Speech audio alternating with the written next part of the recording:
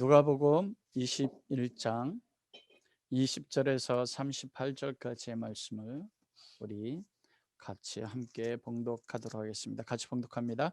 너희가 예루살렘이 군대들에게 에워싸이는 것을 보거든 그 멸망이 가까운 줄을 알라. 그때 유대에 있는 자들은 산으로 도망갈 것이며 성내에 있는 자들은 나갈 것이며 촌에 있는 자들은 그리로 들어가지 말지어다. 이 날들은 기록된 모든 것을 이루는 징벌의 날이니라. 그날에는 아이벤 자들과 젖먹이는 자들에게 화가 있으리니 이는 땅에 큰 환난과 이 백성에게 진노가 있겠음이로다. 그날 그들 죽임을 당하며 모든 이방에 사로잡혀 갔겠고 예루살렘은 이방인의 때가 차기까지 이방인들에게 밟히리라. 이럴 성신에는 징조가 있겠고 땅에서는 민족들이 바다와 파도의 성난 소리로 인하여 혼란 중에 곤고하리라. 사람들이 세상에 임할 일을 생각하고 무서워함으로 기절하리니 이는 하늘의 권능들이 흔들리겠습니다. 그때 사람들이 인자가 구름을 타고 능력과 큰 영광으로 오는 것을 보리라. 이런 일이 되기를 시작하거든 일어나 머리를 들라. 너희 속량이 가까웠느니라 하시더라. 이에 비유로 이르시되 무화과 나무와 모든 나무를 보라. 싹이 나면 너희가 보고 여름이 가까운 줄을 자연히 아나니 이와 같이 너희가 이런 일이 일어나는 것을 보거든 하나님의 나라가 가까이 온 줄을 알라. 내가 진실로 너에게 말하노니 이 세대가 지나가기 전에 모든 일이 다 이루어지리라. 천지는 없어지겠으나 내 말은 없어지지 아니하리라. 너희는 스스로 조심하라. 그렇지 않으면 방탕함과 술 취함과 생활의 염려로 마음이 둔하여지고 뜻밖의 그날이 덫과 같이 너에게 임하리라.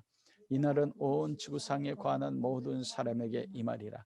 이러므로 너희는 장차 올 이 모든 일을 능히 피하고 인자 앞에 서도록 항상 기도하며 깨어 있으라 하시니라. 예수께서 낮에는 성전에서 가르치시고 밤에는 나가 감람원이라 하는 산에서 쉬시니 모든 백성이 그 말씀을 들으려고 이른 아침에 성전에 나아가더라. 아멘. 왕이신 나의 하나님, 왕이신 우리 아버지 하나님, 우리가 주의 이름을 송축합니다. 영과 진리로 예배하는 우리 모든 성도들과 가정과 각 초소된 교회에 임하실 하나님을 찬양합니다. 성령님 우리 가운데 임하셔서 오늘 우리가 하나님의 말씀을 들을 때 예수 그리스도를 만나게 하시고 우리에게 말씀하시는 하나님의 음성을 내마로 듣게 하사 우리 삶의 순간순간마다 종말을 살아갈 때 승리할 수 있는 우리 모든 성도님 그리고 그 가정되게 축복하여 주옵소서. 성령님 말씀하옵소서. 우리가 주님 앞에 있습니다. 감사하며 예수 그리스도의 이름으로 기도합니다. 아멘. 오늘은 인자가 구름을 타고 오는 것을 보리란 말씀을 가지고 함께 은혜를 나누고 싶습니다. 우리가 계속적으로 누가복음의 말씀을 나누고 있는데 오늘의 말씀은 바로 예수 그리스도께서 이제는 며칠 후면 십자가를 지시고 그 전에 바로 하시는 마지막의 말씀과 같습니다. 예수님의 3년의 공생 기간 동안에 많은 말씀들이 다 중요합니다. 그러나 어떤 면으로 보면은 우리가 누가복음 이 21장에서 나누는 계속된 말씀은 예수 그리스도의 유언과 같은 말씀입니다. 그런데 예수님이 하셨던 누가복음 21장의 말씀은 무엇에 대해 말씀하시냐면 종말입니다. 예수님이 이 세상을 심판하러 오시는 이렇게 말세에 대해서 말씀하거든요. 이 말세, 종말이라는 것은 어떻게 보면 우리는 우리와 관계없다고 여기고 그리고 우리 땐 임하지 않을 것이라고 여기는 경우가 많이 있습니다. 그러나 우리가 지난주에 말씀을 나눈 것처럼 종말은 현재 우리가 살아가는 지금의 삶이 종말이라고 말씀을 나눴습니다. 그 지난주에 종말의 현재성에 대해서 말씀을 나누었습니다. 종말이란 예수 그리스도가 육체로 이 땅에 오셨던 초림 때부터 예수 그리스도의 재림의 시기가 바로 종말이라는 것입니다. 즉 우리가 사는 이 교회의 시기 때가 바로 종말인 것입니다. 그러므로 현재 우리가 종말을 살아가고 있는데 성도와 교회가 그 현재 종말을 살아갈 때 우리가 무엇을 해야 되는가?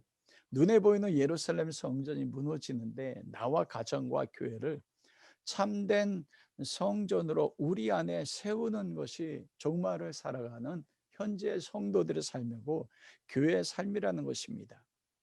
참된 성전은 무엇으로 이루어집니까? 외형적인 교회 건물이 아니라는 것이에요. 예루살렘 성전이 무너진다고 예수 말씀하신 것처럼 참된 성전은 나와 교회와 가정 위에 오직 예수 그리스도와 성령님으로 충만하게 채워지는 것이에요. 그것이 바로 우리가 어느 곳에서 예배하든지 참된 성전이 되는 것이고, 우리가 참된 성전이 될 때 요한복음 4장 24절에서 말씀하시는 것처럼 하나님은 영이시니, 하나님이 영이시라는 것은 외형적인 교회 건물에만 존재하는 게 아니고 모든 공간 가운데 성도들 있는 모든 곳에 존재하기 때문에 영과 진리로 예배드린다. 성령님 안에서 예수 그리스도로 예배드리는 것이 바로 성전된 성도와 교회가 종말을 살아갈 때 드리는 참된 예배라는 것입니다. 그렇게 참된 예배를 드릴 때 우리의 삶이 로마서 12장 1절에서 2절까지 말씀하신 것처럼 거룩한 산재물로 십자가의 예수 그리스도로처럼 살아가는 삶이 예배가 되는 영적 예배를 드리는 성도들이 되고 교회가 됨으로써 에베소서 2장 20절에서 22절에 말씀하시는 것처럼 서로 간에 참된 성전이고 참된 영과 진리로 예배드리는 성도들의 삶이 건물마다 서로 연결될 때 우리 위에, 각 가정 위에, 그리고 교회 위에 하나님의 거실 초소로 하나님의 영광이 임재하는 것, 그것이 현재 종말을 살아가는 성도들의 삶이라는 것입니다. 오늘은 종말의 미래성에 대해서 말씀을 나누도록 하겠습니다. 종말의 미래성은 무엇입니까? 오늘 20절에서부터 예수님 말씀하신 것처럼 실제적으로 예수 그리스도가 십자가에 죽으시고 부활하시고 40일 동안 이 땅에서 하나님 나라에 대해서 말씀을 전하신 후에 500명이 보는 가운데 서서 승천하셨거든요. 그것처럼 인자가 예수 그리스도가 미래적인 어떤 때에 이 땅에 다시 오시는 그때가 있다는 것이에요. 그리고 종말의 미래성은 또 무엇입니까? 나의 종말은 언제예요? 오늘이 종말일 수도 있지만 여러분 삶 가운데 실제적으로 나의 종말이 오늘이라고 여기는 사람이 있습니까? 저는 오늘 내가 죽는다고 여기지 않거든요.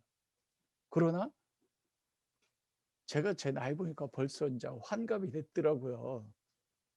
제가 제주도 갔다 오다가 김포공항에서 아주 기가 막힌 일 경험했습니다. 저는 늙지 않는다고 생각했거든요. 근데 비행기에 내려가지고 그 공항 터미널까지 오는 버스를, 공항버스를 타지 않습니까? 딱 탔는데 어떤 아주머니가, 저보다 나이도 한 10살밖에 차이 나지 않는 아주머니가 저를 보더니 아저씨 여기 앉으세요 그러는 거예요. 저 평생에 처음이었습니다. 얼마나 마음이 너무 아픈 거예요. 제가 어디를 타든지 지하철 타든지 저에게 자리 양보하는 사람이 없었거든요.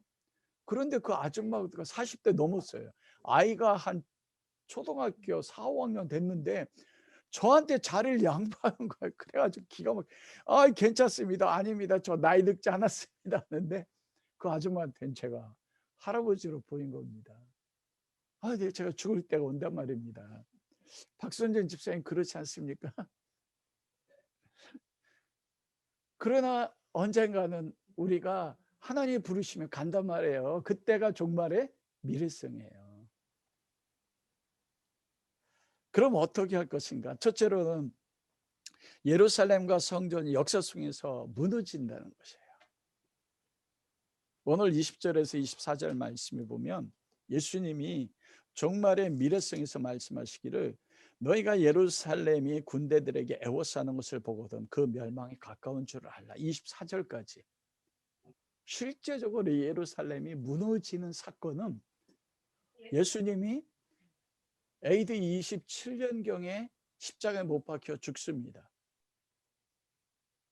그리고 AD 30년이죠. 27년 예수님이 태어나셔서 30년을 십자가에 못 박혀 죽는데 실제적으로 역사 속에서 20절에 말씀하시면 예루살렘의 로마 군대들에게 에워싸는 것이 언제였냐면 AD 64년부터 70년, 딱 6년 동안 유대 전쟁이 일어납니다. 로마가 이스라엘이 AD 64년에 가장 큰 역사적 사건이 일어나요. 그게 뭐냐면 헤롯 대성전이 그때 완공이 됩니다, 여러분. 헤롯 대성전이 84년 동안 지어져서 그때 완공이 되거든요. 완공이 되자 하나님의 성전이 지어졌으니 이제는 하나님이 이스라엘을 로마로부터 해방시킬 것이다. 그래서 유대 전쟁이 일어나거든요. 6년 동안 이때 로마가 베스피안 장군과 그의 아들 티투스 장군에 의해서 6년 동안 예루살렘이 실제적으로 포위가 됩니다, 여러분. 포위가 돼서 오늘 21절부터 24절에 있었던 말씀처럼 그날에 아이벤 자들과 젖먹이는 자들에게 화가 있으리니 그 땅에 큰 환난과 이스라엘 백성의 진노가 있고 그들이 칼날에 죽임을 당하며 모든 이방에 사로잡혀 가겠고 예루살렘이 로마 군대에서 성전까지 완전히 짓밟히게 됩니다. 그런데 이 예수님의 말씀하셨던 이 일이 실제적으로 여러분 40년 후에 역사 속에서 그대로 이루어져요. 예루살렘 성전이 베스피안 장군과 그의 아들 티투스 장군에 의해서 6년 동안 포위되다가 베스피안 장군이 로마의 황제가 죽자 여러 명의 장군들이 황제 자리를 놓고 경쟁을 하자 베스피안 장군이 로마로 복귀를 합니다. 이때 그의 아들 티투스 장군이 예루살렘을 포위하고 있다가 잠깐 예루살렘의 포위를 풀게 돼요. 여러분, 이 포위가 풀게 될 때 이 포위를 했던 그 시점이 바로 6월절이었거든요. 절기였었어요. 그래서 전 세계에서 200만 명 이상이 예루살렘에 모이고 있었습니다. 그때 티투스 장군이 예루살렘을 성을 포위를 풀었을 때 교회, 그 예루살렘 있었던 교회가 누구의 말씀을 기억했냐면 예수님의 이 말씀을 기억했어요. 군대가 예루살렘에 에워싸는 것을 보거든 멸망에 가까운 줄을 알라. 21절 그때 유대에 있는 자들은 산으로 도망갈 것이며 성내에 있는 자들은 나갈 것이며 촌에 있는 자는 그리 들어가지 말라. 예루살렘 교회가요 이 말씀을 기억하고 티투스 장군이 예루살렘 성을 포했던 풀자 모든 유대 그리스도인들이 다 이때 도망을 나옵니다. 그런데 그리스도를 알지 못한 모든 유대인들이 성 안에 200만 명 이상이 있었어요. 그리고 티투스 장군이 다시 예루살렘 성을 포위합니다. 여러분, 유대인들이 왜 유대 그리스도인들을 믿지 않냐면 이때요 역사적인 사건으로 티투스 장군이 포위를 풀 때 모든 그리스도인들은 다 도망을 갔거든요. 그러자 예루살렘 멸망하고 이때 티투스 장군에 의해서 110만 명이 죽습니다. 단 며칠 사이에 110만 명이 그 예루살렘에서 죽어요. 그리고 100만 명이 로마로 포로로 잡혀갑니다. 그래서 이 티투스 장군이 나중에 로마 황제가 됐는데 이때 예루살렘을 정복하고 성전을 불태우고 그리고 성전에서 얻었던 모든 노획물을 가지고 개선하는 그 티투스 장군의 개선문이 지금도 있습니다. 그 개선문에 보면 메노라 있잖아요. 그 개선문이 아마 프랑스 파리에 있는 거로 알고 있어요. 그것에 보면 메노라 있잖아요. 7금초대. 이 7금초대를 로마 군대가 메고서 로마로 개선하는 게 실제적으로 그 개선문에 그대로 부조로 기록이 돼 있다는 것입니다. 이때 유대 그리스도인들이 다 도망가고 피하자 그 이후에 82년도에 유대 랍비들이 모였을 때 그때 완전히 기독교를 이단으로 정지합니다. 왜냐하면 그때 티투스 장군과 로마와 이 유대 그리스도인들이 서로 내통을 해서 포위를 풀었고 포위를 풀어줄 때 모든 믿는 그리스도인들이 유대 그리스도인들이 다 살아났다고 여겨서 완전 이때부터 기독교에 대해서는 유대인과 유대교와 원수가 돼요. 그게 실제적으로 역사적인 사건 속에 일어납니다. 이때 110만 명이 죽기 때문에 아이벤자들과 젖먹이는 자들이 칼날에 죽임을 당했고 100만 명이 다 노예로 잡혀갔어요. 그리고 100년 동안 예루살렘에는 로마 군단이 거주하고 아무도 그곳에 출입하지 못하게 했었습니다. 이것이 역사 속에서 실제적으로 일어난다는 것입니다. 그리고 성전이 어떤 원인에 의해서인지 모르지만 황금으로 지었던 성전이 불이 나요. 불이 나자 어떻게 합니까? 지난주에 말씀을 나눈 것처럼 성전의 지성소와 그곳에 입혔던 모든 금이 불에 녹아나니까 이 금들이 바위와 돌과 돌 사이에 다 스며드는 거예요. 그러자 불이 멈추고 나서 로마의 군단의 모든 로마 군인들이 다 돌 하나도 다 드러내면서 굳은 금덩이를 찾아냈기 때문에 예수님 말씀하신 것처럼 역사 속에 그대로 이루어진 것입니다. 왜 이 말씀을 하셨을까요? 그것은 20절에 24절 말씀이 실제적으로 역사 속에서 일어났는데 역사 속에 예루살렘 성과 성전이 멸망하고 110만 명이 죽고 100만 명이 포로로 잡혀가는 그 일을 통해서 예수님은 25절과 27절에 무엇과 연결짓습니까?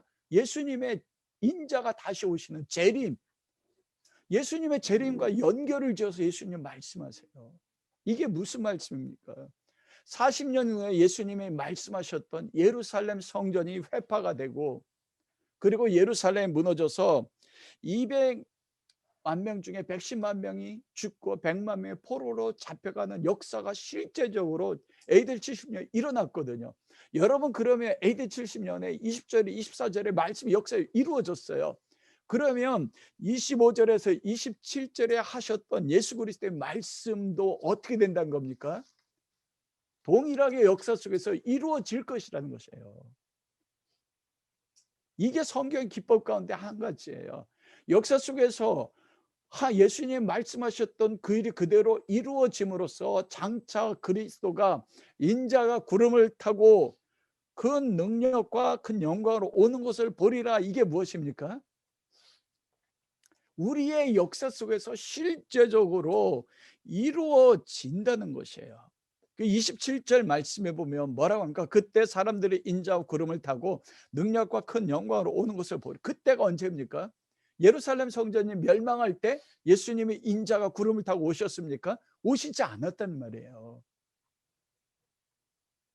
그런데 예수님이 예루살렘이 70년 AD 70년 멸망할 그때와 연결지어서 그때에 인자가 영광과 구름을 타고 능력으로 오시는 것을 보리란 말씀을 연결 지음으로써 역사 속에서 그 일이 이루어질 것을 예수님께서 말씀하시는 것입니다.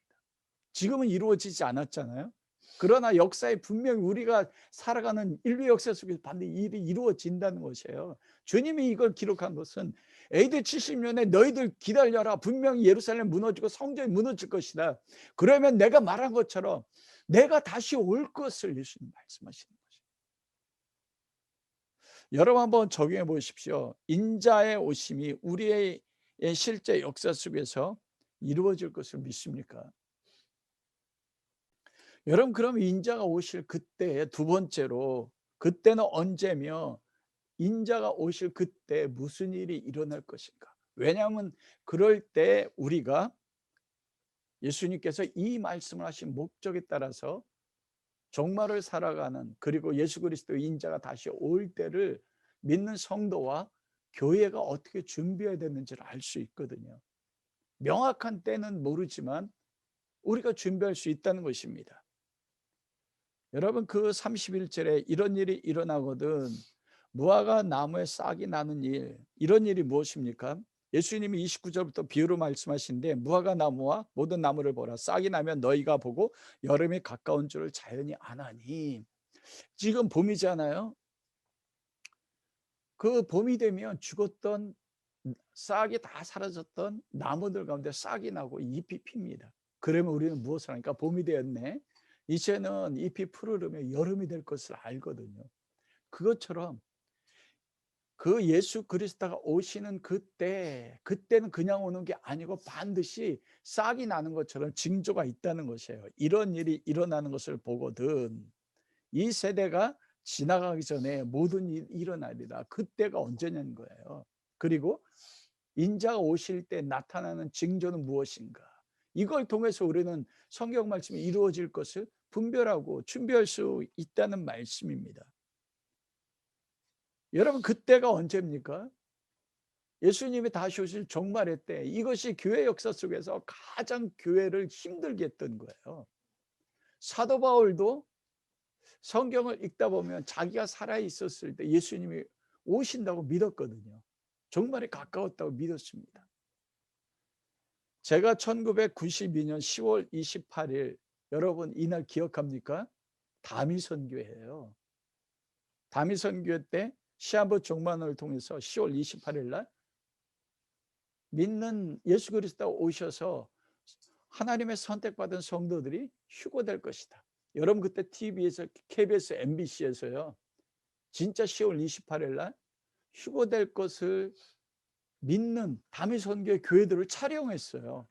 그때요 그 교회에서 사람들이 하얀 옷을 입고요, 여인들은 하얀 한복을 입고, 남자들은요. 근데 그 다미선교회 대부분 교회가 통합교회 다녔어요. 이장님 목사가 우리 통합교회 선배 목사였습니다. 하얀 두루마기를 입고요 수백 명이 교회 안에서 찬양하며 크게 부르짖으면서 10월 28일 기다렸거든요. 그런데 어떻게 됐습니까? 안 왔어요. 제가 왜 이걸 마음 아파서 생각하냐면 그때 가장 존경했던 장로님과 권사님이 계셨습니다. 제가 예수 그리스도를 만나고 저희 어머니와 함께 매일 밤에 교회 나가서 매일 심야로 기도하고 새벽 기도를 드렸거든요. 그때 교회에서 30년 이상을 매일 나와서 심야에 그 기도실에서 기도했던 권사님이 계세요. 그분의 모습이 얼마나 아름다웠는지 모든 교인들 가운데 모분이 되셨던 권사님이었습니다. 남편은 장로님이었어요.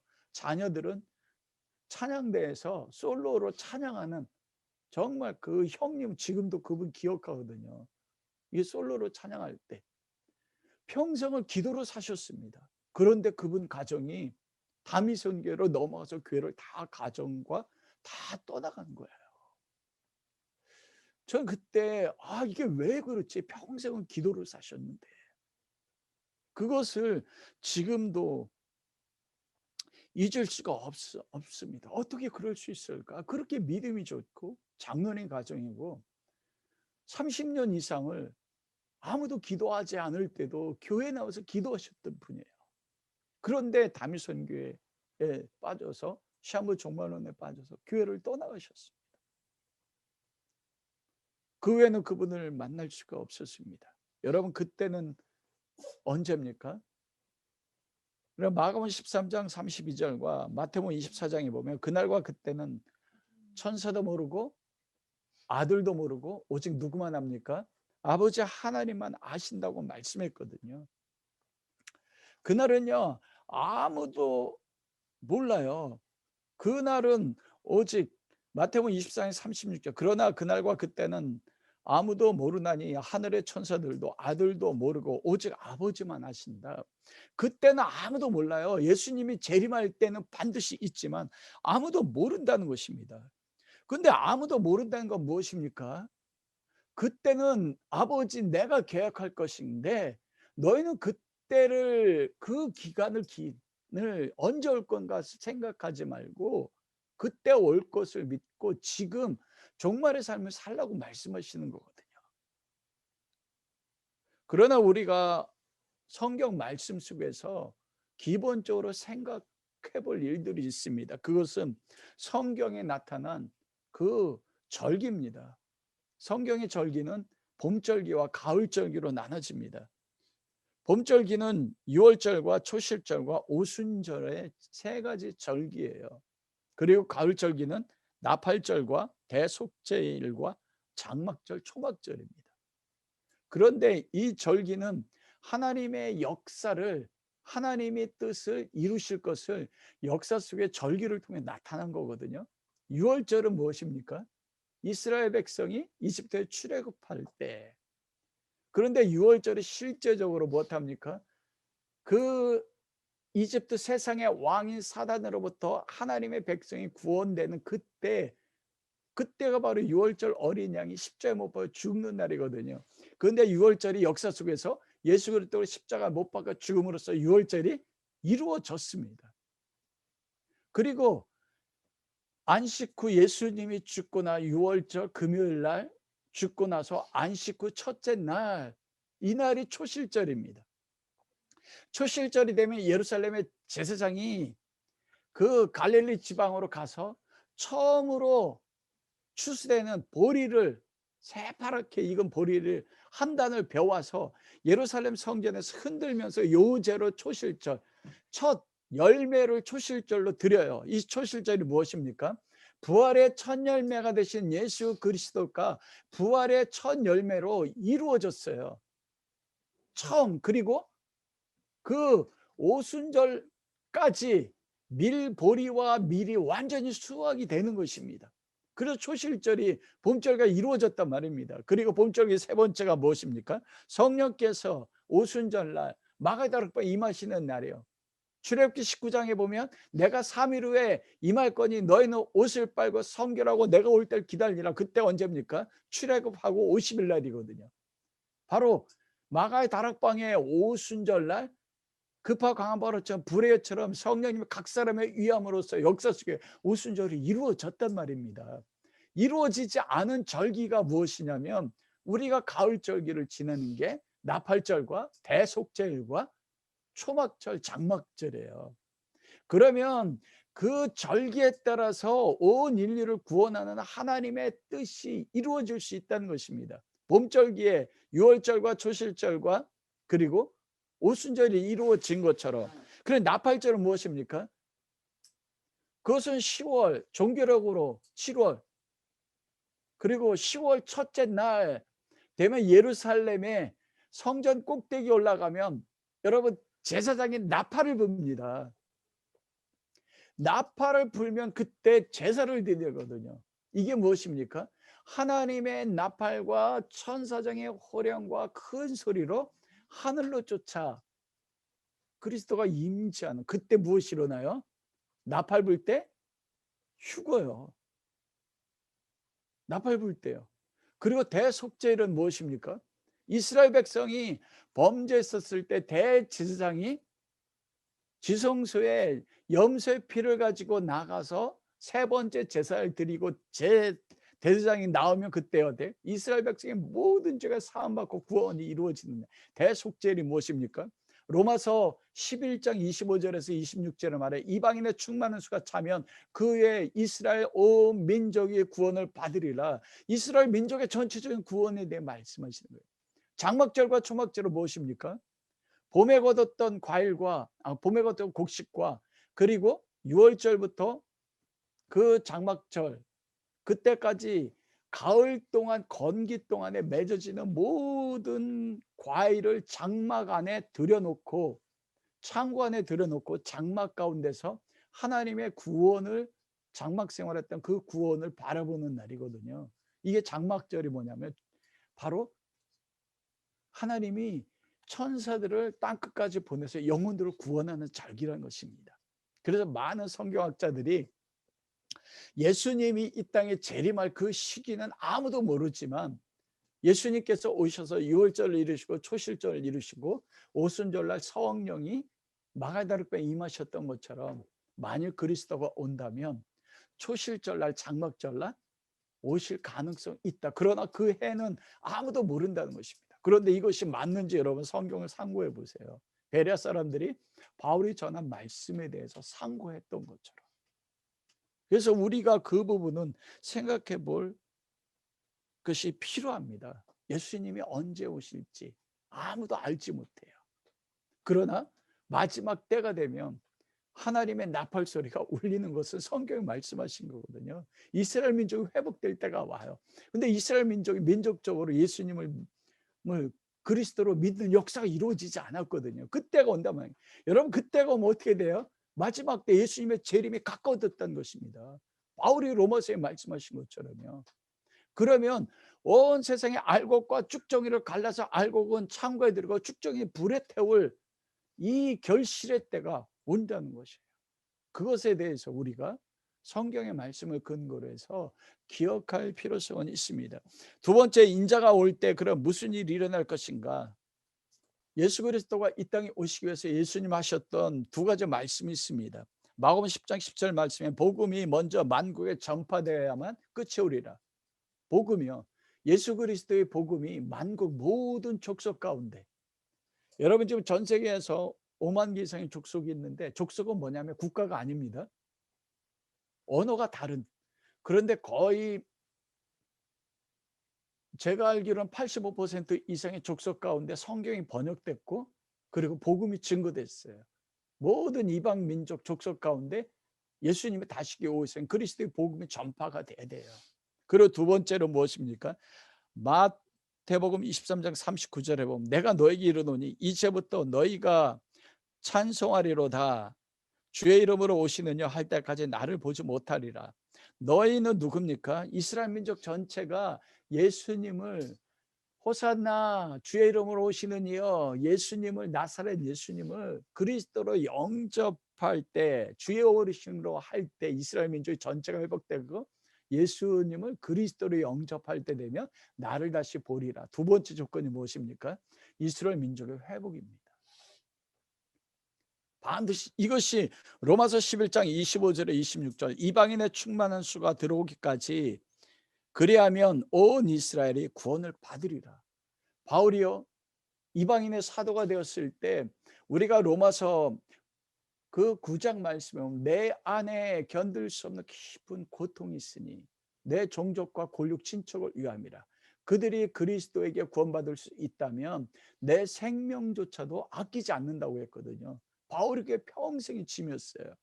왜냐하면 그리스도의 명령에 따라 이방 땅에 그리스도의 복음을 전할 때마다 민족을 생각하는 마음 때 언제나 어디를 먼저 갔습니까? 회당을 갔어요. 회당을 가서 먼저 유대 종족들에게 예수는 그리스도라 증거했는데 믿지를 않는 것입니다. 핍박을 하고. 그런데 이방인들은 믿는 거예요.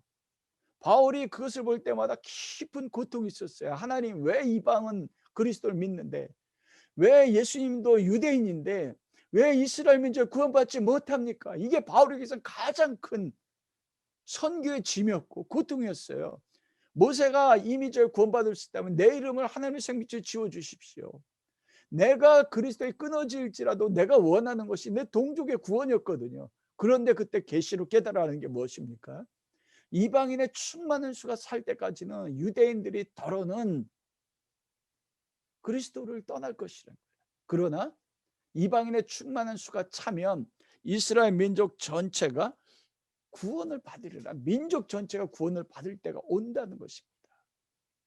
마지막 말세 때 일어나야 될 그 두 가지 큰 것이 모든 족속과 민족 가운데 그리스도의 복음이 전파되는 일이고 이스라엘 민족이 민족적으로 돌아오는 일입니다.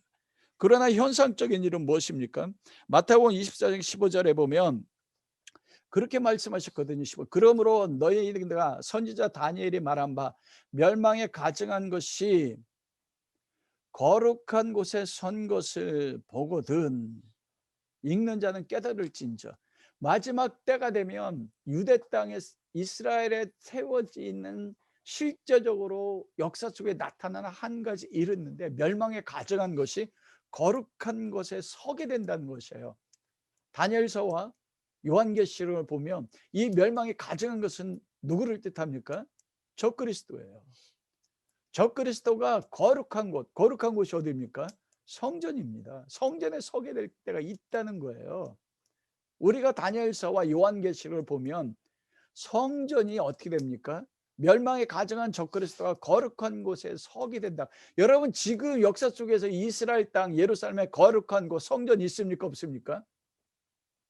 성전이 없잖아요. 그러면 어떻게 돼요? 예수님이 이 말씀하셨다는 것은 적그리스도가 오는데 적그리스도가 오면 거룩한 곳에 예루살렘에 성전이 세워질 것이고, 다시 그곳에 누가 선다고요? 성전에 적그리스도가 서서 내가 하나님을 해서 온 세상으로부터 예배받는 그 일이 일어난다는 것입니다. 그래서 여러분, 지금 이미 유대인들은, 이스라엘은 그 옛날 성전터 그곳에 언젠가는 제3성전을 지으려고 이런 모든 준비를 다 하고 있다는 것입니다.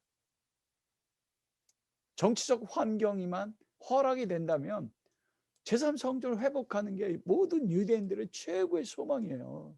무너진 성전이요. 통곡의 벽에 가면 그들이 계속 그 통곡의 벽 사이에 기도문을 껴놓고서 기도하는 최고의 모든 유대인들이 기도할 거예요. 하나님이 무너진 이곳에 다시 성전을 세워주십시오. 그때 메시아가 온다고 얘기하거든요.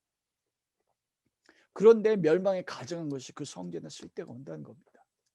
예수님 오실 때 두 가지 조건, 모든 민족에게, 그리고 이스라엘 민족이 회복되고, 그 다음에 무엇합니까? 예루살렘 땅에 성전이 세워진다는 것입니다. 그때 여러분 마태복음 24장 16절에 보면 뭐라고 하면, 그때 유대에 있는 자들은 산으로 도망가게, 멸망에 가증한 것이 성전에 설 때 도망가라, 그걸 보거든. 왜 도망가라고 합니까? 17절에서 21절 말씀에 보면, 마태복음입니다. 지붕에 있는 자는 집 안에 있는 물건을 가지러 내려가지 말고 밭에 있는 자들은 겉옷을 가지러 뒤로 돌이키지 말지니 그날에 아이벤 자들과 젖먹 있는 자에 화가 있으리로다. 너희가 도망가는 일이 겨울에나 안식일에 일어나지 않아 기도하라. 이는 그때 큰 환란이 있겠습니다. 창세로부터 지금까지 이런 환란이 없었고 후에도 없으리라. 그때가 되면요, 환란이 예루살렘에 임하는데, 그런 환란이 창세전에도 없었고 창세 후에도 없대요. AD 70년에 110만 명이 죽었고 100만 명이 포로로 잡혀갔지만, 이게 그때를 지금 말씀하시는 게 아니에요. 마태복음 24장에서는 16절부터 예수님이 임하실 그때가 되면 예루살렘의 성전이 다시 세워지는데, 그때 멸망에 가증한 것이 성전에 설 때 되면 뭐라고 해? 도망가라. 왜 그래요? AD 70년에 예루살렘에 이방의 군대가 너희 포로로 포위하거든 도망가라고 한 것처럼, 마지막 말세 때 예수님 재림할 때가 되면 다시 무슨 일이 일어난다는 겁니까? AD 70년에 예루살렘 성전이 무너진 것처럼, 큰 환란이 오는 것처럼 그때 환란이 온다는 거예요. 다시는 창세전에 이런 환란이 없을 정도로, 다시 말로 하면 예루살렘의 성전이 무너지겠지만, 그게 아마겟돈 전쟁을 통해서든지 적그리스도가 예루살렘 성전에 설 것이요, 그때 되면 예루살렘이 다시 무너지고 수많은 사람이 환란을 통해 죽어지는 일들이 역사 속에서 어떻게 돼요? 이루어진다는 것입니다. 오늘 예수님이 AD 70년에 예루살렘 멸망한 것을 보면 반드시 내 재림의 때가 올 것이다. 다시 예수 그리스도가 재림할 그때 예루살렘이 회복이 되고 예루살렘 성전이 세워질 것이며, 그때가 되면 예루살렘에 다시 무엇이 올 수 있다는 거 말씀합니까? 창세 전이나 창세 후 이런 환란이 없는 환란이 온다는 것이에요. 너희는 그것을 기억하라고 말씀하시는 것입니다. 누가복음 21장 25절에서 26절에, 마태복음 24장 29절 3절에 보면 그때 또 한 가지 현상은 역사적인 사실이 일어나지만, 여러분 그때 그 현상 가운데서 일어나는 현상이 무엇입니까? 그날에 해가 어두워지고 달이 빛을 내지 아니하며 별들이 하늘에서 떨어지며 하늘의 권능이 흔들리리라. 누가복음에서는 25절과 26절 그렇게 말하잖아요. 1월 성신의 징조가 있겠고 땅에서는 민족들이 바다와 파도의 성난 소리에 혼란 중에 곤고하고, 그런데 그것을 구체적으로 마태복음에 해가 어두워진대요. 달이 빛을 내지 않고 별들이 하늘에서 떨어지는 일들이, 이 하늘의 권능, 우주의 전체 가운데 무엇입니까? 하나님이 세우신 우주의 질서에 큰 변화가 일어난다는 것이에요. 예수님이 재림할 때가 되면, 그때 되면 해가 어두워져요. 해가 어두워지면 어떻게 됩니까? 사람이 살 수 있습니까, 여러분? 계시록을 보면 3분의 1이 죽습니다, 여러분. 계시록의 그 진노를 통해서요. 인류의 3분의 1이요. 한순간에요. 그리고 달이 빛을 내지 않고 별들이 하늘에서 떨어진단 말입니다. 하늘의 권능들이 흔들리게 돼 있다는 것이에요.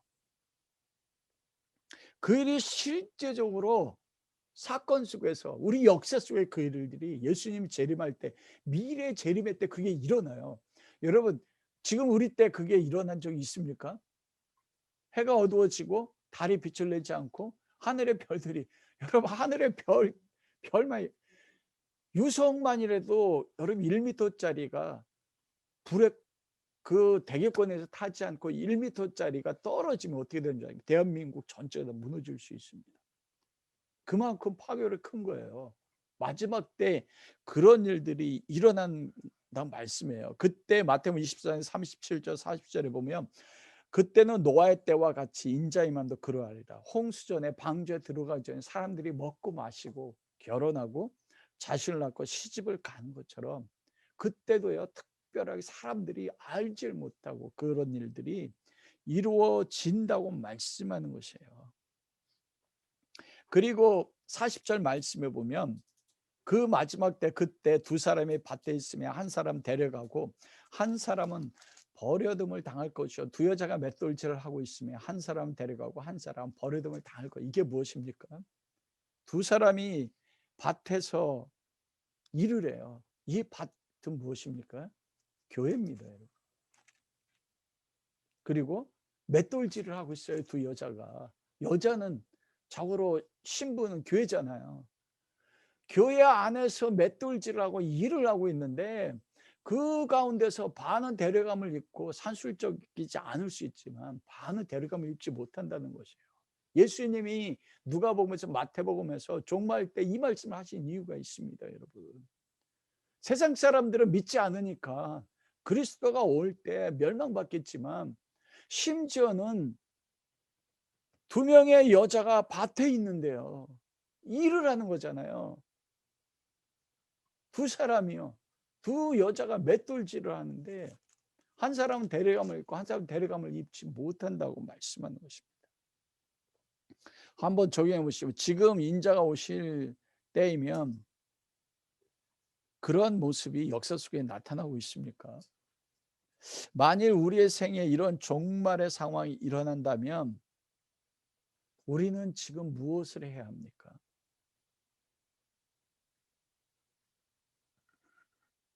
그리고 그런 종말이 실제적으로 내가 살아있는 때 그런 일들이, 예루살렘의 성전이 회복되고 그 성전 가운데 멸망이 가증한 것이 자기가 하나님이라고 계시록은 지칭해서 성전 가운데 설 때 여러분 어떻게 됩니까? 이걸 우리 가르쳐야 되거든요. 세 번째로는, 그럼 인자가 오실 때 우리는 지금 현재 그러면 어떻게 준비해야 되는가? 왜냐하면 이 말씀은, 예수님의 재림은 종말의 때인데 이 말씀을 지금 누구에게 하고 있습니까? 제자들에게 하고 있거든요. 반드시 종말이 오고 AD 70년에 예루살렘 무너질 것이다. 그것처럼 다시 내가 재림할 때가 되면 예루살렘의 성전이 세워지고 멸망에 가증한 것이 그 가운데 세워질 것이고, 다시 예루살렘에 창세전이나 창세 후 큰 환란이 올 때 어떻게 할 것인가? 여러분, 첫째는 무엇입니까? 이런 일이, 28절에 이런 일이 시작되거든 일어나 머리를 들어라, 너의 속량이 가까웠다. 이건 종말은 두려움이 아니라는 거예요. 이런 일이 일어날 때 머리를 들어라. 두려워서 머리를 숙이는 게 아니에요. 이 머리를 숙인다는 게, 저희가 이번에 제주도 갔다 오는데 저는 비행기 탈 때 그거 한 번도 경험하지 못했거든요. 김포공항에 착륙한다고 하는데 비행기가 갑자기 그냥 콱 떨어지는 거예요. 그러자 비행기 온 사람들이 막 소리를 지르고, 제 옆에 커플이 앉았거든요. 근데 여자 커플이 막 비명지르는데 남자 품 안에 고개를 푹 숙이거든요. 머리를 든다는 게 무엇입니까? 온 세상이 두려움에 떤다고 말하잖아요. 누가복음에도 보면 그때 되면 세상은 두려워 떨리라. 그런데 너희가 이런 일이 생기면 뭐라고 말씀해요? 일어나라. 일어날 때라는 겁니다. 얼마나 놀랍습니까? 우리는 종말을 두려움으로 일어나는 게 아니에요. 일어나 머리를 들어라.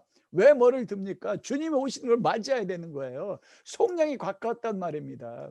우리가 세상에서 내 이름으로 그 종말의 현재성에서 내 이름으로 말미암아 너희가 박해를 받고 옥에 넘겨주고 임금과 집권자들 앞에 끌려가잖아요.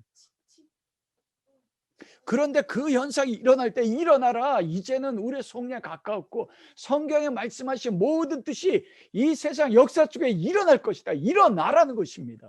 두려워하는 게 아닙니다. 종말은. 그 종말의 때는 무엇입니까? 주님이 오셔서 우리가 눈물로 주님을 섬겼던 모든 것들이 세상에 드러날 기쁨의 날이에요. 그래서 어떻게 해요?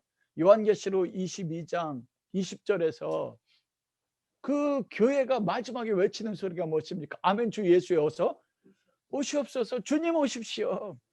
바울이 내가 소망이 있다. 나 죽고 싶다. 내가 오늘 죽는 것이 소망이다. 여러분 박승집 씨 오늘 죽는 게 소망입니까? 근데 사실은 죄예요. 오늘 죽는 게. 내 종말이 다가오면 일어나 머리를 들어라. 내가 어떤 병에 걸려 죽음이 눈앞에 둘 때도요. 그게 저에게는 개인적인 종말이거든요. 그 죽음 사망에 매여 있지 말고 우리가 예배 중간에 기도했지 않습니까? 내가 확신하는 현재일이나 장래일이나 능력이나 높음이나 이 세상에 어떤 피조물도 그리스도 안에 있는 하나님의 사랑이 우리를 빼앗을 자가 없거든요. 종말의 때가요. 세상이 무너질 때가 우리에게는 무슨 날입니까? 속량의 때, 구원의 때예요. 할렐루야. 기쁘고 춤춰라. 이게 우리가 해야 될 일이라니까요. 여러분 믿습니까? 세상 멸망이 다가오고 핍박이 다가오면 정말 예루살렘 성전이 회복되는 걸 볼 때 창세 전이나 후에도 없을 핍박이 다가오겠지만 우리가 찬양에 부른 것처럼 그리스도의 이름을 위해서 뭐예요? 주의 군대여 일어나라. 주의 영광 이름을 위해서 뭐예요? 죽으면 죽으리라고 나아가는 거예요. 순교의 피로 그리스도의 재림을 준비하는. 전 이 말씀 묵상 얼마나 놀라운지. 일어나 머리를 들어라. 우리의 속량이 가까웠다. 할렐루야. 여러분 이게 종말, 미래의 종말, 현재의 종말을 살아가는 우리의 성도의 모습입니다. 그리스도의 이름 때문에 세상에 핍박이 올 때 일어나 머리를 들어. 두려워서 고개를 쳐박지 마. 나의 속량, 교회의 속량이 가까운 것입니다. 그리고 두 번째로는 34절 스스로 조심하라. 조심하라. 너 자신을 중심을 챙기라는 것입니다. 그렇지 않으면 방탕과 술 취함과 생활의 염려로 마음이 둔하여지고 뜻밖의 그날의 덫과 같이 너희 임할 때 한 명은 데려감을 입지만 한 명은 데려감을 입지 못한다는 것입니다. 방탕치 말고 이건 무엇이에요? 탕자는 방탕했지만 못합니까? 아버지에게 다시 돌아가는 거예요. 회개에 끊임없이. 아버지의 은혜가 아니면 그리스도의 십자가 은혜가 아니면 난 살아갈 수 없습니다. 예수님의 십자가로만 살아가는 거죠. 술 취하지 말고 에베소서에 뭐랍니까? 술 취하지 말고 성령 충만함을 받으라. 술 취하는 것과 반대되는 게 무엇입니까? 성령이 마가다라에 오셨을 때 예루살렘의 사람들이 성령에 충만한 그들을 보고 저들이 새 술에 취했다. 세상의 술, 세상의 향락에 취하지 말고 성령에 취하라는 말씀입니다. 그게 스스로 조심하는 거예요. 생활의 염려로 마음이 둔해지지 말라. 생활의 염려는 무엇입니까? 먹을 거, 마실 거, 입을 거, 무엇을 먹을까, 무엇을 마실까, 무엇을 입을까 염려하지 말라. 이는 세상이 구하는 것이다. 그거로 염려하지 하며 마음이 둔해진대요. 주님이 재림의 때가 와도 분별을 못한다는 것입니다. 그러면 무엇합니까? 무엇을 먹을까 마실까 입을까 염려하지 말고 하나님의 나라와 의를 구하라. 하나님의 나라와 의는 그리스도 안에서 이루어지잖아요. 그리스도를 구하라는 거예요. 매 순간. 세 번째로는 그 마지막 36절에 보면 이러므로 너희는 장차올 이 모든 일을 능히 피하고 인자 앞에 서도록 항상 기도하고 깨어 있으라. 이 재림이 올 때 환난을 피하고 그리스도 앞에 서도록, 한 명은 데려감을 입지만 데려가짐을 입지 못할 때 그리스도 앞에 서도록 무엇하라고요? 항상 기도하고 깨어 있으라. 두 가지입니다. 항상 기도하는 것입니다. 저는 여기서 부딪혔어요. 그 다미 선교 때 1990년 지금도 기억하거든요. 그 권사님의 고운 얼굴을요. 그 심야 때마다 밤새서 기도했던 그분의 얼굴. 무엇을 위해 기도할까? 저도 기도합니다. 우리도 기도하잖아요. 그런데 무엇을 위해 기도해야 되냐는 거예요. 항상 기도하되. 여러분 무엇을 위해 기도해야 됩니까? 여러분은 무엇을 위해 지금 기도합니까? 예수님이 누가복음 가르쳐 준 게 있어요. 제자들이 나와서 예수님 세례요한이 자기 제자들의 기도를 가르쳐 준 것, 우리에게 기도를 가르쳐 주십시오. 주님이 가르친 기도의 핵심은 7가지 기도 제목 가운데 4번째라고 했죠. 오늘날 우리에게 일용할 양식을 주셨고, 내일의 양식, 우리에게 양식, 말씀이신 그리스도의 살과 그리스도의 피예요. 모든 기도 제목 가운데 끊임없이 예수 그리스도를 구하는 것입니다. 근데 저를 보면 저 예수님 처음 만났을 때 모든 기도 제목 가운데 구하는 게 그리스도였거든요. 주님을 더 알고 싶고 주님의 십자가와 부활 가운데 같이 참여하고 싶은 것이죠. 매 순간 인자의 살을 먹고 인자의 피를 마셔야 되는데 모든 기도 제목에 수십 년을 기도했어도 그 기도에 그리스도가 없다면 무슨 의미가 있습니까? 여러분 그래서 우리가 누가복음에 보면 예수 그리스도를 구하고 찾으면 그게 그리고 구하고 찾고 두드리라. 얻을 것이요 찾아질 것이요 두드릴 것이라. 그러면서 결론이 무엇이에요? 좋은 거 성령을 주시지 않겠느냐. 그리스도를 구하면 무엇을 주셔요? 성령님 주신단 말입니다. 성령이 내 안에 있으면 다미 선교회 이것 때문에 넘어갑니까? 안 넘어갑니까? 안 넘어간단 말입니다. 무엇을 구할 것인가? 우리가 무엇에 기도 가운데 깨어 있어야 되는 거예요. 주님이 가르친 구하에 너희는 먼저 하나님의 나라가 어디서 임해? 그리스도 안에 임하잖아요. 하나님의 의요.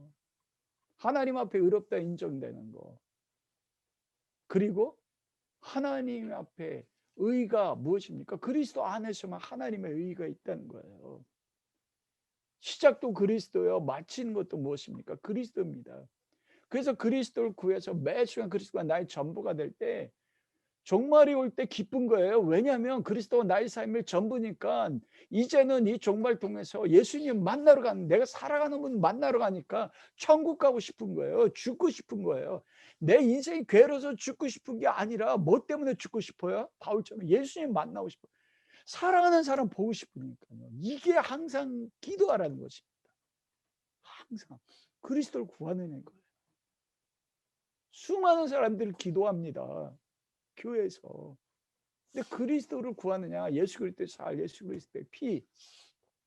주님을 눈에 보는 것처럼 보고 싶어서 예수님 구합니다. 하나님의 영광 보기 위해서.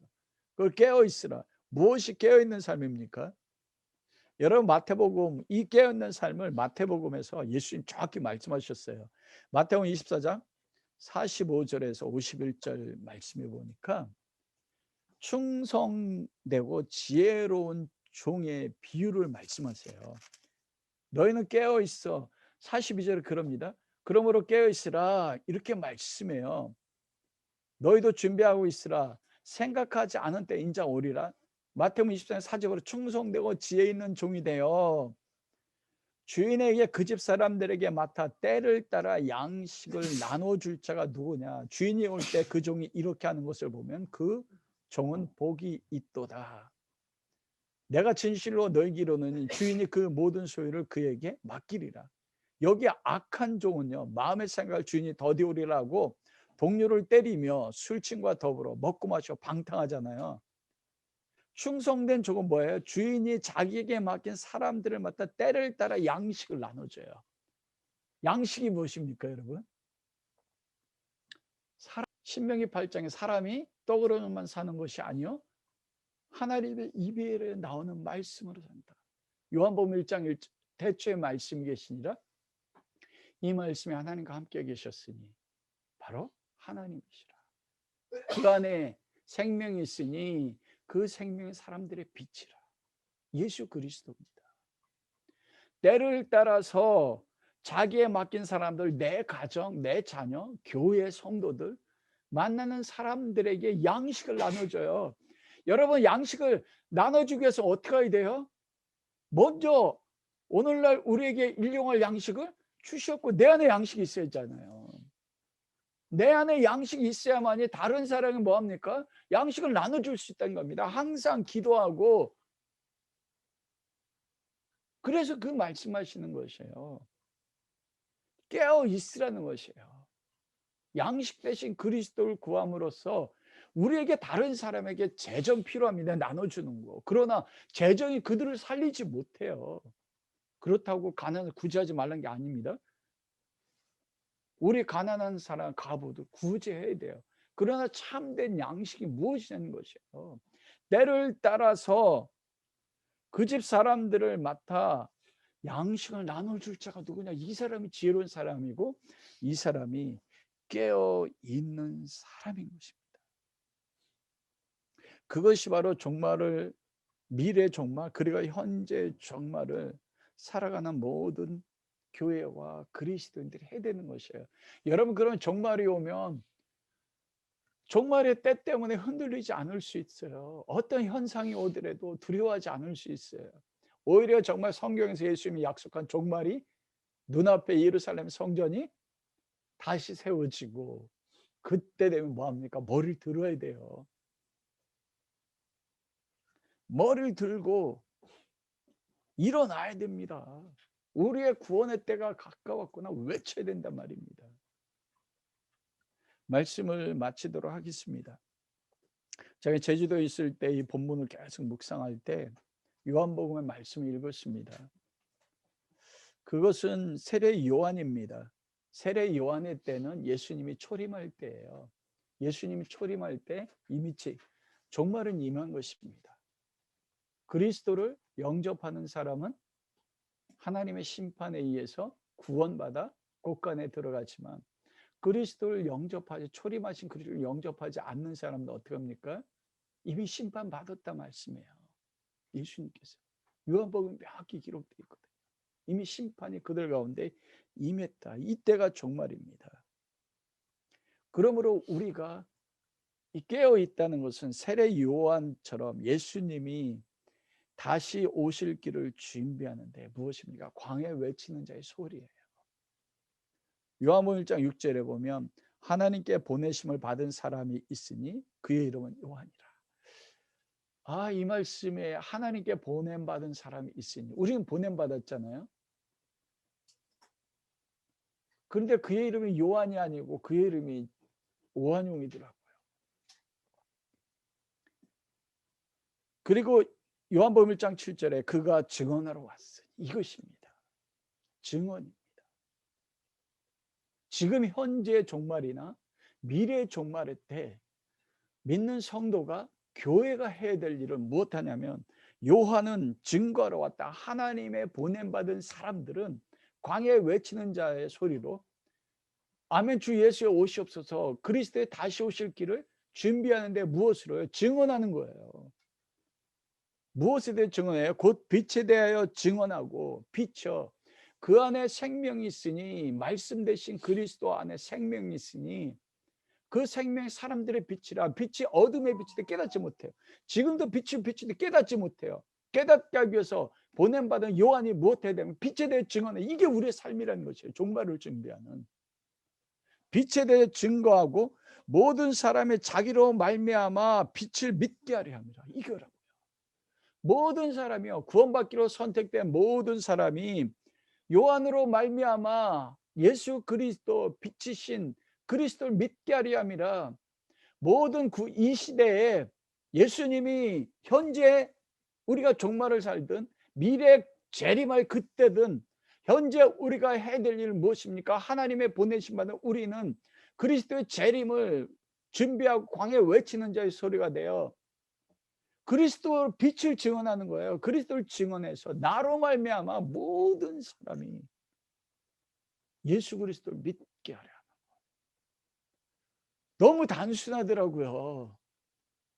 우리는 재림을 맞이하면 담이 선교했대요. 그때요 재산을 다 팔아가지고 왔어요. 그리고 함께 공동체 생활하면서 하얀 옷 입고 아무것도 아닙니다. 내일 그리스도 온다 하더라도 오늘 뭐 해야 돼요? 증언하는 것입니다. 빛에 대해 증언해서 마지막 순간까지 모든 사람이 우리로 말미암아 교회로 말미암아 빛 대신 그리스도를 믿고 구원받게 하는 이것이 현재와 미래에 임할 종말을 살아가는 성도와 교회의 모습인 줄 믿습니다. 이런 은혜가 우리 모두에게 함께 할 수 있기를 주님의 이름으로 축원합니다. 그래서 우리 함께 찬양하겠습니다. 마라나타. 우리가 오늘 주신 말씀을 기억하면서 함께 기도하고 싶습니다. 종말에는 현재성이 있고 미래성이 있습니다. 그러나 현재 예수 그리스도의 종말이 온다 할지라도 미래 어느 시점에 그리스도의 종말이 온다 할지라도 우리가 살아가는 삶은 동일합니다. 항상 예수 그리스도의 살과 피, 그리스도를 구하고 그리스도 안에서 성령님으로 우리 삶이 영과 진리로 예배드리는 삶이 되고 나를 산자물로 드려서 우리가 하나님의 거할 처소로 지어져 가고 하나님의 거할 처소로 지어져 가는 교회가 예수님이 약속한 말씀이 역사 속에 이루어진 것처럼 주님이 인자 다시 올 때 역사 속에 이루어지는 것을 스스로 조심하면서 바라봐 우리 자신을 준비하고 못합니까? 항상 그리스도를 기도 가운데 구하며 깨어있는 삶이요. 하나님께 보내심은 받은 사람이 있으니 요한이라 교회라. 그는 증언하러 왔으니 곧 빛에 대하여 증언하고 모든 사람이 자기로 말미암아 그리스도를 믿게 하려 함이라. 이것이 종말을 살아가는 것입니다. 마라나타 아멘 주 예수 어서 오시옵소서. 역사의 시점에 예수님 다시 오십니다. 그러나 우리가 그리스도를 증언할 때 예수 그리스도를 영접하는 그때 예수 그리스도 오십니다. 우리가 영과 진리로 예배할 때 아멘 주 예수 그리스도 우리 가운데 오시는 것입니다. 현재 오시는 것이에요. 하나님 그러므로 내가 현재 종말의 삶을 살게 해주십시오. 예수님이 내 삶에 임하는 종말의 삶을 살게 해주십시오. 끊임없이 그리스도의 살과 피를 구하고 그때마다 아멘 주 예수 그리스도가 내 삶에 임재하는 것을 경험하게 하시고 하나님의 성령과는 처소가 되어서 그리스도만을 증언하고 빛에 대해서 그리스도만을 증언하고 빛에 대해 증언하고 나로 인하여 구원받기로 작정한 사람들이 그리스도를 믿는 역사가 나를 통해서 마라나타 교회를 통해 이루어지게 하여 주십시오. 우리가 이 기도 제목 가지고 다 함께 기도하겠습니다. 아버지 하나님 종말의 현재성과 종말의 미래성에 대해서 그리스도의 말씀 가운데서 진리가 무엇인지 깨닫게 해주신 감사합니다. 그리스도의 종말이 오늘 현재 임하든 미래 역사 속에서 인자가 오실 그때가 하나님 임하든 우리 성도와 교회가 살아가야 될 삶을 예수님은 명확히 말씀하셨습니다. 우리가 성전되는 것입니다. 건물이 아니고 성령님 충만한 가운데 그리스도로 충만한 성전이 되어 하나님의 영이시니 우리가 대면하든 비대면으로 예배하든 영과 진리로 예배드림으로써 그곳에 하나님의 임재를 경험하게 하시고 그러므로 우리 삶이 우리 몸을 거룩한 산자물로 드리는 삶 자체가 예배가 됨으로써 그들이 하나로 서로 건물로 연결하여 하나님의 거할 처소 성전으로 지어지게 하시니 하나님 감사드립니다. 그런 성전된 교회가 각 가정이 아버지 하나님 역사 속에서 그리스도가 올 때를 조심하며 깨어있어서 분별하게 하여 주시고 그러한 일들이 일어날 때 일어나 머리를 들고 성령에 가깝다고 외치는 승리의 성도들 될 수 있도록 아버지 역사여 주시기 원합니다. 그리고 하나님 그런 종말의 때가 되어졌을 때 깨어 있어서 항상 스스로 조심하고 예수 그리스도를 구하여 그리스도를 충만하게 하셔서 하나님 충성되어 지혜로운 종이 깨어 있어서 하나님이 자기에 맡긴 사람들에게 때마다 양식을 나누어 주는 것처럼 우리의 양식 대신 예수 그리스도의 살과 예수 그리스도의 피 말씀으로 나누어 주는 종말을 살아가는 성도들 되게 하여 주셔서 하나님께 보내심 받은 성도로 교회로서 하나님 예수 그리스도를 증언하여 하나님 모든 사람이 우리로 말미암아 예수 그리스도를 믿어 구원받게 하는 정말의 삶을 살아갈 수 있게 주옵소서. 그런 구원의 역사가 우리 성도들과 가정과 교회를 통해서 이 세대 가운데 하나님의 퍼펙트 스톰이 하나님 그 부흥의 파도가 이루어질 수 있도록 하나님 그리하여 새를 행하신 하나님을 눈으로 볼 수 있도록 축복하여 주옵소서. 오늘도 각 가정에서 비대면으로 예배드리지만 영과 진리로 예배하며 우리의 가정 모든 것이 하나님께 주셨다는 믿음으로 우리의 마음과 정성과 이 모든 예물을 드립니다. 하나님 중심을 기뻐 받아주셔서 현재와 미래의 종말의 삶을 살아가 우리를 통하여 많은 영혼들이 구원받는 역사가 있게 하시며 들을 것만 있는 우리 성도들과 가정들에게 복 내려 주옵소서. 그렇게 하시는 하나님 감사하며 예수 그리스도 이름으로 기도합니다. 아멘. 부활의 첫 열매가 되시는 우리 주 예수 그리스도의 십자가의 은혜와 우리를 아버지의 자녀로 삼아 주셔서 예수 그리스도 인자 다시 오실 때까지 주님의 말씀에 따라 주님의 오실 길을 예비하는 종말의 삶을 살도록 하시는 하나님의 극진하신 사랑하심과 성령의 교통하심이 아버지 앞에 나와 예배하는 모든 성도들 머리 위에 저들의 가정과 생업과 교회 위에 이제로부터 영원히 함께 하시기를 간절히 축원하옵나이다. 아멘.